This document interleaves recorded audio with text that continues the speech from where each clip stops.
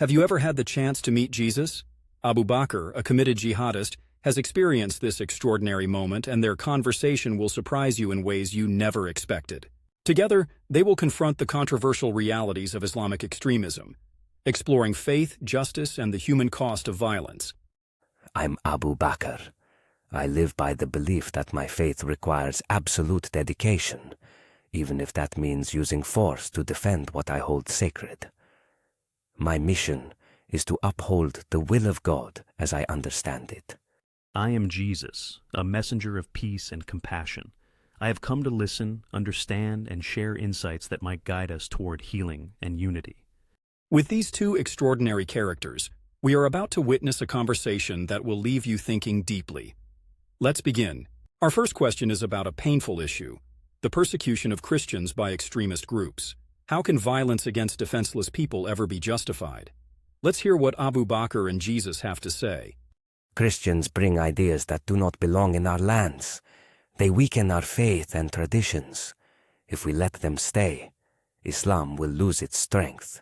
We must protect our way of life, even if it means using force. What else can we do? Abu Bakr, faith grows stronger through love and understanding, not fear. Violence only creates pain and division. How can hurting others truly serve the God who loves all people? Love and understanding won't stop them. They take over, build their churches, and spread their beliefs. If we don't act, our people will forget who they are. Isn't it better to stop them now before it's too late? Stopping others by harming them will not protect your faith. Instead, it weakens it. Every life is precious to God, and destroying others does not honor Him. True strength is showing kindness and holding on to what is good, even when others are different. But what about justice? They have taken what belongs to us. They insult our beliefs. Isn't it right to fight back and defend God's name? Justice is not the same as revenge, Abu Bakr.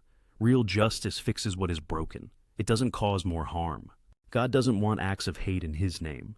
He wants hearts to heal. Peace, not violence, is the best way to honor Him. Your words are hard to accept. But how can peace work in a world where many ignore God? If others won't listen, how will anything ever change? Peace starts with you. It isn't something you force on others. It's something you live. When you choose love and kindness, people around you will notice. Change happens one heart at a time. Trust in God, and He will work through your example, not your fear.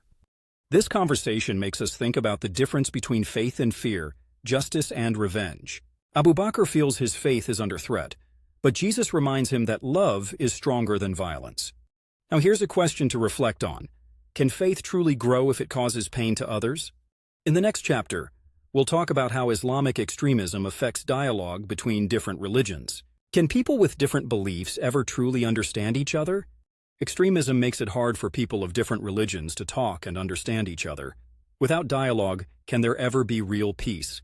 Let's hear what Abu Bakr and Jesus have to say. Talking won't help us. The other side doesn't respect us. They bring their ideas here to change us. Words don't protect our faith. Action is what matters, not talking. Abu Bakr, talking isn't about winning or losing. It's about listening to each other. When we stop talking, we only build more walls. If your faith is strong, why not let it shine through kindness and understanding? But they see kindness as weakness. If we listen to them, they'll think we are giving in. Why should we talk to people who don't respect our beliefs? Isn't it safer to keep them away? It may feel safer, but staying apart doesn't bring peace. Fear keeps people away, but trust brings them closer. Listening shows strength, not weakness. And when you respect others, even if they don't respect you, you show them the power of faith filled with love. I hear you, but the world is full of hate and division. Talking feels useless when things are so broken. And what if they never change? What good will it do? Change doesn't happen quickly, Abu Bakr, but every small step matters. Even if others don't change, you can. You can be an example of a better way. Sometimes a single kind act or a conversation can start a change you never expected. I don't know if that's possible. What if trusting them leads to harm? What if opening up makes things worse? Trust can feel risky, but it's the only way to grow. Trust doesn't mean being careless. You can still be careful. Faith in God gives you the courage to try, even if you don't know what will happen. If we never try to understand others, we stay trapped in fear, and living in fear is no life at all. This chapter asks us to think about fear, trust, and understanding. Abu Bakr sees talking as dangerous, but Jesus shows that it can be the first step toward peace. Here's a question for you. How can we understand others if we never take the time to listen? Next, we'll explore a different topic. How do extremists see Jesus, and why is their view so different from others? Stay with us. In Islam, Jesus, Isa, is honored as a prophet, but extremists often ignore his teachings about love and peace. Why do they see Jesus so differently from others? Let's hear what Abu Bakr and Jesus have to say. As in our faith, I'm happy that we respect Jesus as a prophet, but not in the way Christians do. They call him the Son of God, which we cannot accept. They use his name to spread their beliefs and ideas, which go against our truth. We must stand firm and not let their views confuse us. Abu Bakr, I see your desire to protect your faith. But think about this. Why would God send a prophet to teach peace, only for people to use his name to create conflict? Do you believe such actions show God's true purpose? Maybe not, but Christians have changed your message. They worship you instead of God. They use your name to grow their religion and build churches in our lands.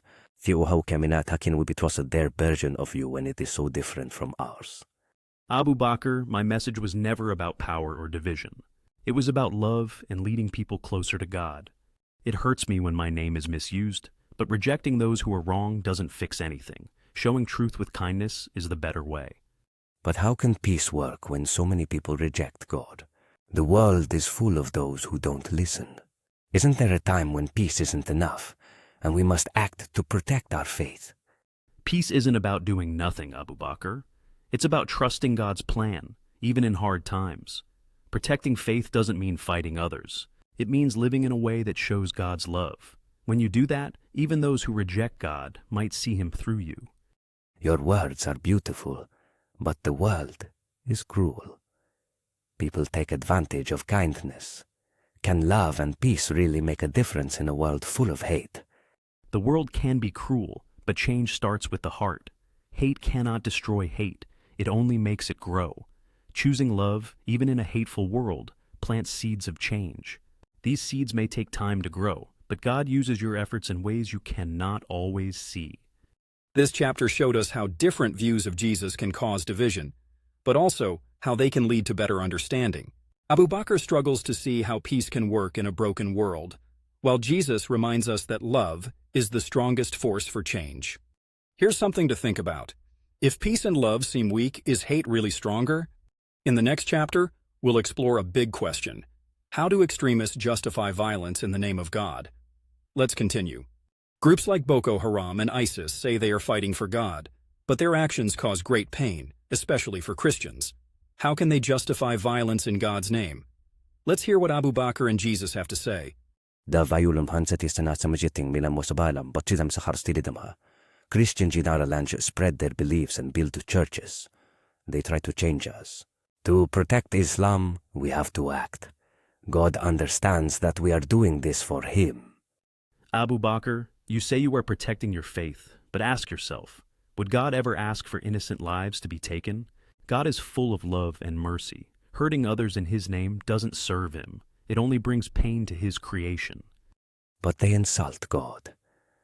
They spread false ideas and disrespect our faith. If we don't stop them now, they will destroy everything we stand for. Isn't it better to act before it's too late? Using violence to fight lies doesn't bring truth. It only causes more pain. If your faith is strong, it doesn't need violence to stand firm. God's truth is powerful on its own. Remember, God's justice is not about hate or revenge. But the world is full of unfairness. In some places, Christians hurt Muslims. How can we forgive when they treat us badly? How can there ever be peace when others are so cruel? Yes, the world can be unfair, but revenge won't make it better. Forgiveness isn't weakness, it's real strength. Forgiveness stops hate from spreading. It can heal the wounds in your heart and show a better way to live. I understand what you're saying, but forgiveness feels impossible when the pain is so fresh. The anger is too strong. How can I let it go? Start by giving your pain to God. Let Him carry your anger and help you heal. Forgiveness doesn't mean forgetting the hurt, but it frees you from being trapped by it. When you forgive, you choose love instead of hate. God will bring peace to your heart. This chapter was about the fight between anger and forgiveness. Abu Bakr sees violence as a way to protect faith, but Jesus shows that love and forgiveness are the only real way to heal. Think about this. Can real peace ever come from violence, or does it grow through love and understanding? What questions would you ask if you had this chance? Let this conversation inspire you to think deeply, seek truth, and share your perspective with the world. If you enjoyed this dialogue, like this video and subscribe for more thought-provoking conversations. Join the discussion in the comments. We'd love to hear your thoughts.